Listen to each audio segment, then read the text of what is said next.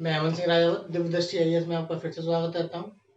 जैसा कि आपको पता है, हमने अपने पिछले लेक्चर में भारत के उत्तर मैदानों को चालू किया था, जिसमें हमने उसका एक पार्ट पढ़ लिया था। हमने उत्तर भारत के मैदानों को दो भागों में विभाजित किया था, एक उच्चावच की स्थिति के आधार पर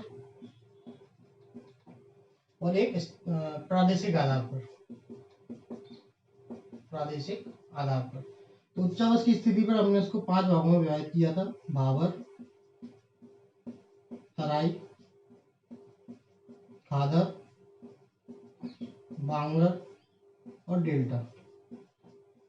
इनके बारे में हम पढ़ चुके हैं अपने पिछले लेक्चर में। तो अगर किसी ने मेरा वो पिछला वाला वीडियो नहीं देखा है तो आप पहले उस वीडियो को देखें, उसके बाद इस वीडियो को देखें, तो आपको ज्यादा समझ में आएगा उत्तर भारत के मैदानों के बारे में। आज हम पढ़ेंगे प्रादेशिक आधार पर उत्तर भारत के मैदानों को किन किन भागों में विभाजित किया गया है। तो मैंने आपको पिछले लेक्चर में बताया था कि प्रादेशिक आधार पर उत्तर भारत के मैदानों को 4 भागों में विभाजित किया गया है। सबसे पहला राजस्थान का मैदान,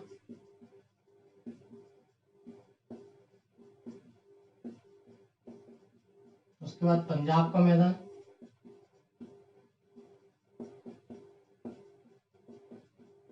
उसके बाद गंगा का मैदान, और उसके बाद ब्रह्मपुत्र का मैदान।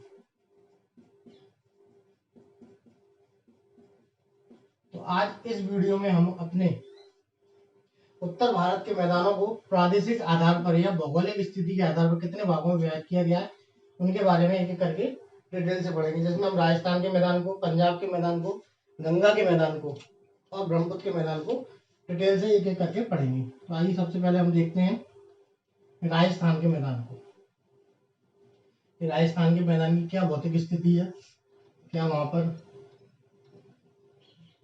उसकी विशेषता है। तो सबसे पहला आता है राजस्थान का मैदान। सबसे पहले देखा जाए तो राजस्थान का मैदान फैला कहां तक है, विस्तृत कहां तक है। तो राजस्थान का मैदान भारत के पश्चिम में अरावली श्रेणी से भारत पाक सीमा तक, उत्तर में पंजाब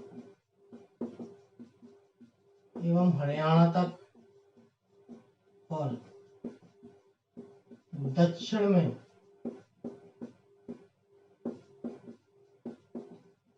राजस्थान के मैदान तक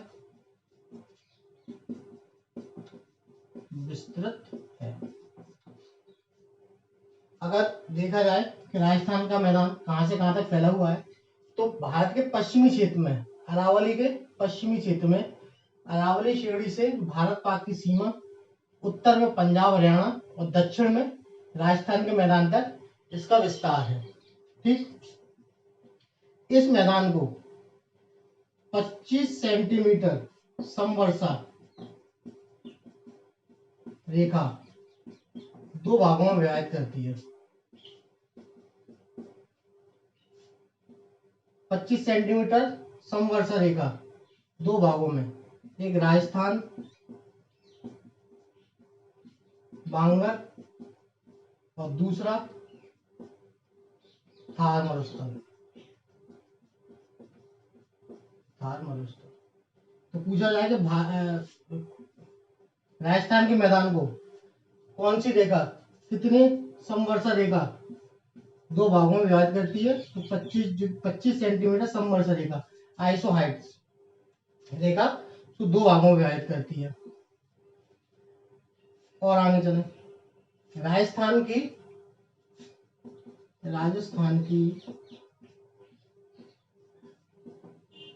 राजस्थान बांगर की पूर्व भूमि को क्या कहते हैं, धोबी। ये बहुत इंपोर्टेंट है, इससे कई बार क्वेश्चन आया कि राजस्थान बांगर की उर्वर भूमि को किस नाम से जाना जाता है? रोही भूमि के नाम से जाना जाता है। इसके बाद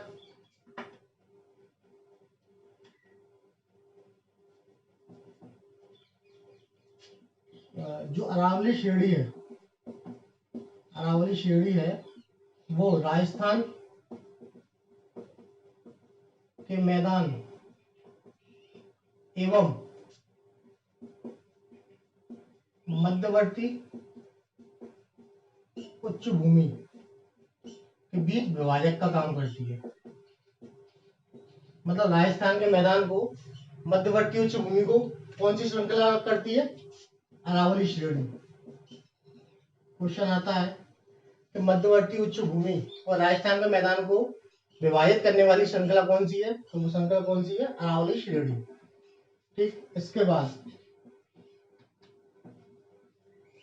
और राजस्थान के मैदान में, क्योंकि ये मरुभूमि यहाँ पे ज्यादा मिलती है, तो इस मैदान में जो सिंचाई का काम होता है वो होता है इंदिरा गांधी नहर से। इंदिरा गांधी नहर द्वारा क्या होता है?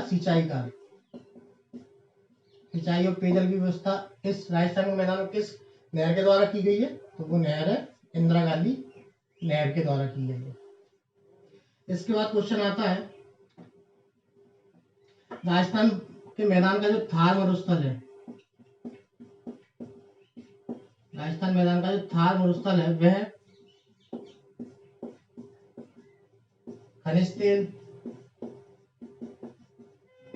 जिप्सम एवं नमक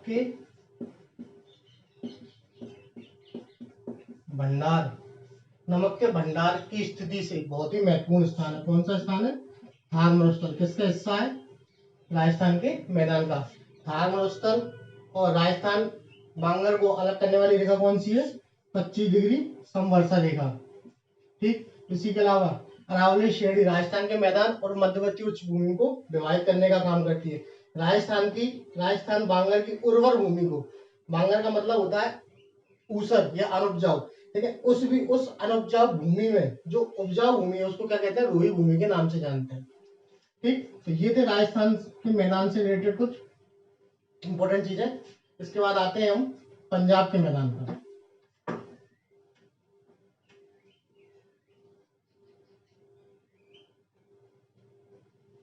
पंजाब के मैदान पर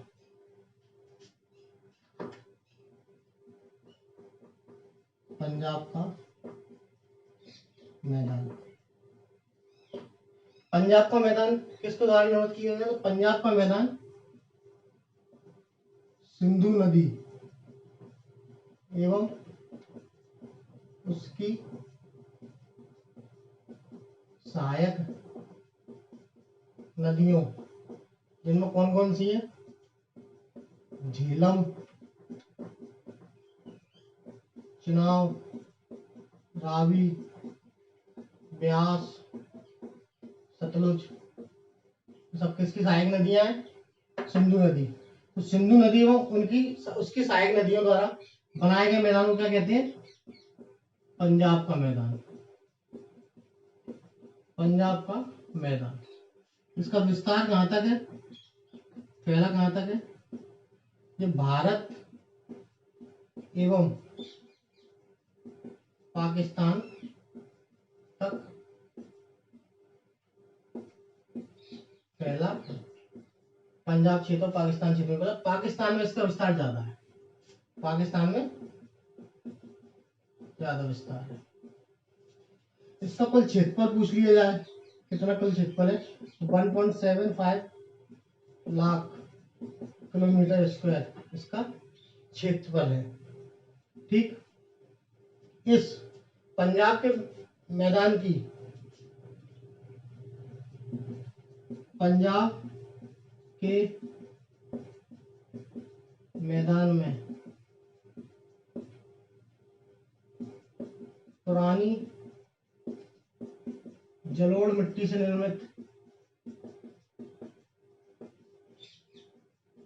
निर्मित मैदान को क्या कहते हैं? ये क्वेश्चन कई बार आता है। बेडलैंड, बेडलैंड मतलब बेडलैंड शब्द किस मैदान से रिलेटेड है, किस मैदान से संबंधित है? पंजाब के मैदान से संबंधित है। एक और शब्द आता है पंजाब के मैदान से रिलेटेड शब्द, चौंस, या कहीं कहीं चांस भी लिखा होता है। ये जो है,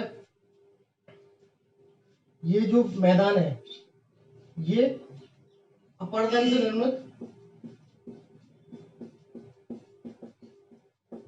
अपरदन से निर्मित मैदान होते हैं। जो पंजाब के पर्वतीय प्रदेशों में, जो पर्वतीय पदीय प्रदेशों में, पर्वत के जस्ट नीचे वाले क्षेत्रों में नदियों द्वारा नदियां बहकर आती हैं, उनके अपरदन से जो मैदानों का निर्माण होता है, जिन मैदानों का निर्माण होता है उनको क्या कहते हैं अपन? उनको कहते हैं चौंस या चास। पंजाब की पुरानी जड़ों मिट्टी से निर्मित मैदानों को क्या कहते हैं? बेडलैंड। इस क्षेत्र का क्षेत्रफल कितना है इस मैदान का? लगभग 1.75 किलोमीटर, लाख किलोमीटर स्क्वायर। इसका विस्तार कहाँ तक है? भारत और पाकिस्तान। इसका विस्तार भारत में कम होते हुए पाकिस्तान में ज्यादा है। इसका निर्माण कैसे हुआ है? सिंधु एवं उसकी सहायक नदियों के द्वारा इस मैदान का निर्माण हुआ है।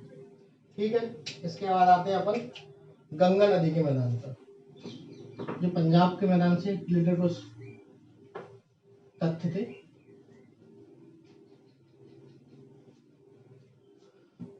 इसके बाद आते हैं अपन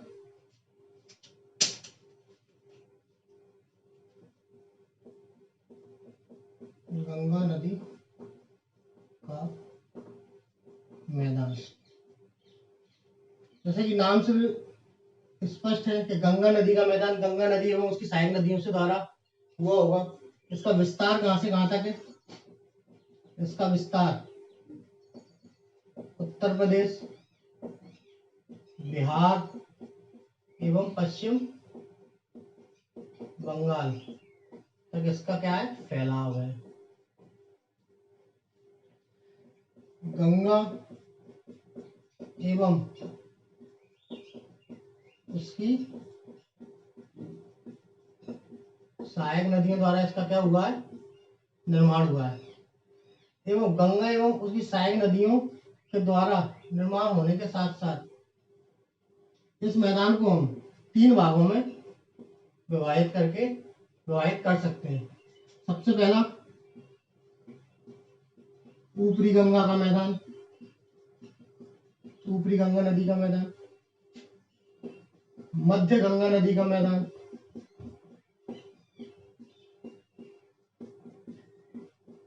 और निचली गंगा नदी का मैदान। अब ये तीनों जो क्षेत्र हैं ये कहाँ कहाँ पड़ते हैं मैं ये भी बता दूं आपको। जो ऊपरी गंगा का मैदान है ये 2 क्षेत्रों में विस्तृत है, एक रुहेलखंड और एक अवध। अब कई लोग को लगता है रुहेलखंड कौन सा हिस्सा है? तो रुहेलखंड उत्तर प्रदेश के उत्तर पश्चिमी क्षेत्र को कहते हैं। उत्तर प्रदेश के उत्तर पश्चिमी क्षेत्र को हम रुहेलखंड के नाम से जानते हैं। अवध जो क्षेत्र है उसको अयोध्या या उसके आसपास के क्षेत्र को हम अवध के नाम से जानते हैं। मध्य गंगा का विस्तार, मध्य गंगा के मैदान का विस्तार कहां तक है? पूर्वी उत्तर प्रदेश में और बिहार में। पूर्वी उत्तर प्रदेश में और बिहार में कौन से गंगा के मैदान है? मध्य गंगा के, यानी मिडिल गंगा के मैदान, ये अपर गंगा के मैदान और ये लोअर गंगा। ठीक, और जो निचली गंगा के मैदान है वो कहां विस्तृत है? पश्चिम बंगाल। ठीक, तो इस तरह हम गंगा के मैदानों को 3 भागों में विभाजित करते हैं। ऊपरी गंगा के मैदान जो रुहेलखंड यानी उत्तर पश्चिमी उत्तर प्रदेश में विस्तृत है, अवध अयोध्या में विस्तृत है। उसके बाद मध्य गंगा के मैदान जो पूर्वी उत्तर प्रदेश में विस्तृत है और बिहार में पूर्व में फैले हुए हैं। उसके बाद निचली गंगा के मैदान जो पश्चिम बंगाल में फैले हुए हैं। ठीक, उसके अलावा जो मध्य गंगा वाला क्षेत्र है, इस क्षेत्र में, इस मैदानी क्षेत्र में सबसे अधिक बाढ़ आती है। सबसे अधिक बाढ़ किस गंगा के क्षेत्र में आती है? तो वो आती है मध्य गंगा के क्षेत्र में। और इसी मध्य गंगा के क्षेत्र में सबसे ज्यादा एक प्रकार की झील पाई जाती है, गोखुर झील। गोखुर झील यानी ऑक्सबो लेक, ऑक्सबो टाइप की लेक पाई जाती है। ये गोखुर झील क्या होती है, लेगुन झील क्या होती है, ये सारी जब मैं झील का चैप्टर पढ़ाऊंगा तो आपको बताऊंगा। अभी सिर्फ आप गंगा नदी के मैदान के विशेषताओं के बारे में ध्यान रखें, जिसमें मध्य गंगा नदी के मैदान में जो झीलें बनती हैं, सबसे ज्यादा झीलें कौन सी बनती है? गोखुर प्रकार की झीलें बनती हैं। उसका कारण क्या है? क्योंकि इस क्षेत्र में जो नदियां बहती हैं वो विसर्प के रूप में बहती हैं। विसर्प यानी कुछ इस तरह से, तो यहाँ का पानी, ये क्षेत्र कट जाता है, ये क्षेत्र कट जाता है, फिर ये मेन स्ट्रीम होती है उससे अलग हो जाते हैं। अलग होकर धीरे धीरे ये गाय के खुर के रूप में आकार धारण कर लेते हैं, इसलिए इनको गोखुर झील कहते हैं या ऑक्सबो लेक कहते हैं। ठीक, तो सबसे ज्यादा ऑक्सबो लेक कहाँ बनती है? मध्य गंगा के क्षेत्र में बनती है। और क्यों बनती है? क्योंकि इस क्षेत्र में जितनी भी नदियां बहती है वो बहती है विसर्प के रूप में बहती है। ठीक है, तो ये कुछ फैक्ट्स थे किससे रिलेटेड। और जो गंगा नदी के मैदान है, इनका क्षेत्रफल, इनका क्षेत्रफल, इसको बताते हैं,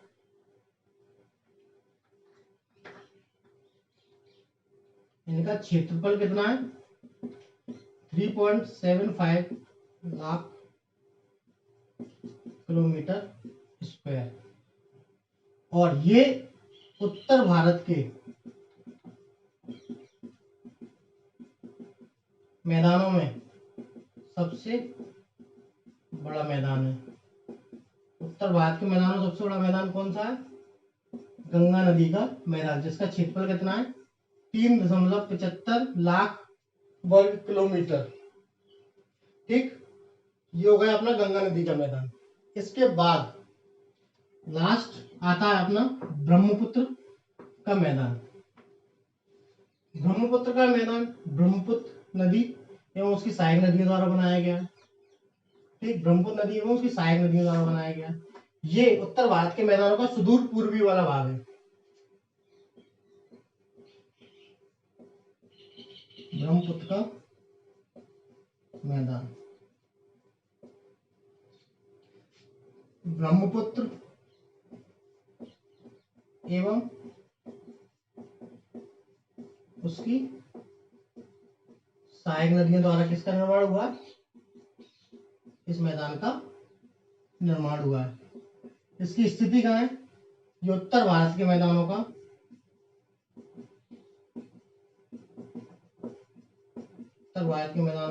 सुदूर पूर्वी भाग है।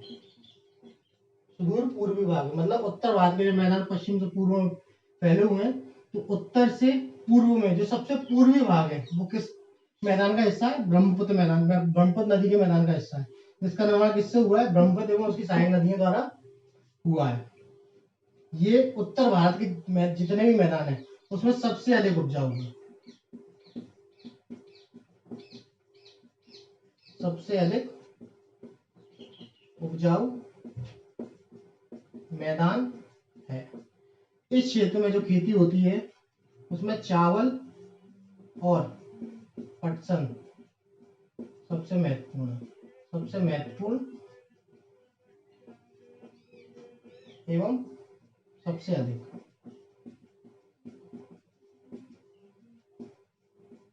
तो ये सुदूर पूर्वी क्षेत्र क्या है? ब्रह्मपुत्र नदी का मैदान है, जो ब्रह्मपुत्र और उसकी नदियों द्वारा भाकर बनाया गया, सहायक नदियों द्वारा। जिस उत्तर भारत के सारे मैदानों में सबसे ज्यादा उपजाऊ मैदान कौन सा है? ब्रह्मपुत्र का मैदान है, जिसमें चावल और पटसन की खेती सबसे ज्यादा की जाती है और सबसे महत्वपूर्ण खेती है। ठीक है, तो ये थे हमारे चारों मैदान, राजस्थान का मैदान, पंजाब का मैदान, गंगा का मैदान और ब्रह्मपुत्र का मैदान, जिसके बारे में हमने एक डिटेल में जानकारी ली कौन से मैदान में क्या विशेषता है और कैसी उसकी स्थिति है। ठीक, अब इसी चीज को अगर आप मैप पे बना के देखना चाहते हैं तो मैप पे बना के देख लें। और वैसे इसमें कोई ज्यादा वो नहीं, लेकिन मैप पे मैं आपको एक बार इसकी स्थिति बना के बता देता हूँ, ठीक है, जिससे आपको थोड़ा सा क्लियर हो जाए कहाँ तक कैसे सही होगा। एक छोटा सा मैप बना लेते हैं।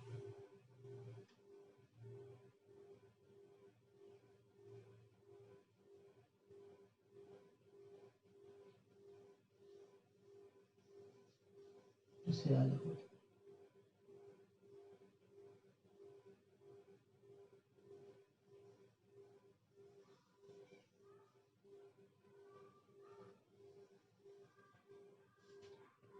ठीक, तो ये जो गुजरात वाला राज्य है,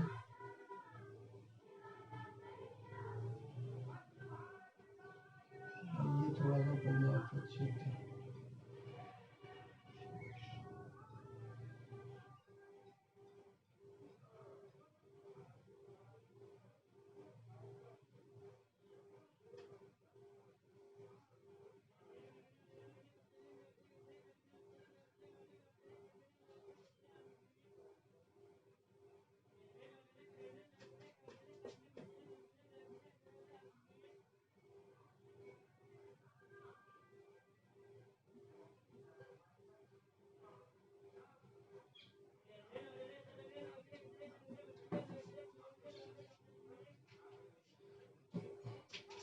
ये जो मैदान देखा है आप, ये है राजस्थान का मैदान।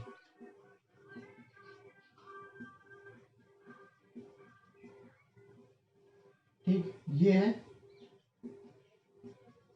पंजाब का मैदान। ठीक, ये यहाँ पर इस वाले क्षेत्र में ये है अपर गंगा का मैदान, ये मिडिल गंगा, और ये है लोअर गंगा का मैदान। और ये जो मैदान आप देख रहे हैं ये है ब्रह्मपुत्र का मैदान। मतलब राजस्थानी क्षेत्र, राजस्थान और पूर्व पाकिस्तान वाले क्षेत्र में कौन सा क्षेत्र है? राजस्थान का मैदान। पंजाब, पंजाब वाले क्षेत्र पंजाब का मैदान है। ये उत्तर प्रदेश, यहाँ से मतलब थोड़ा ऊपर चला गया, ये उत्तर प्रदेश, बिहार, पश्चिम बंगाल वाले वाले क्षेत्र में गंगा नदी का मैदान। और ये जो मैदान है ये ब्रह्मपुत्र का मैदान। तो ये इसमें ज़्यादा ऐसा कुछ खास नहीं है बताने के लिए, लेकिन इसकी जो थ्योरी थी वो ज़्यादा इम्पोर्टेंट थी। ठीक, उसके बारे में आप बहुत अच्छे से पढ़ें। और उत्तर भारत के मैदानों को पढ़ने के लिए आप दोनों पार्ट को कंटिन्यूटी में पढ़ें। पहले वाले पार्ट को देखें, फिर दूसरे वाले पार्ट को देखेंगे, जिससे आपको उत्तर भारत के मैदानों के बारे में विस्तृत जानकारी हो जाएगी। तो इसी तरह आप मेरे साथ बने रहिए मेरे यूट्यूब चैनल पर, और उसको सब्सक्राइब करें, शेयर करें और लाइक करें। और आपको अगर ये वीडियो पसंद आया है तो इसको लाइक करें, और इस पर आपके फीडबैक भी मेरे को कमेंट्स के रूप में आप मुझे प्रोवाइड कराएं वीडियो के अंत में। ठीक है, और बने रहें मेरे साथ। धन्यवाद। जय हिंद। वंदे मातरम।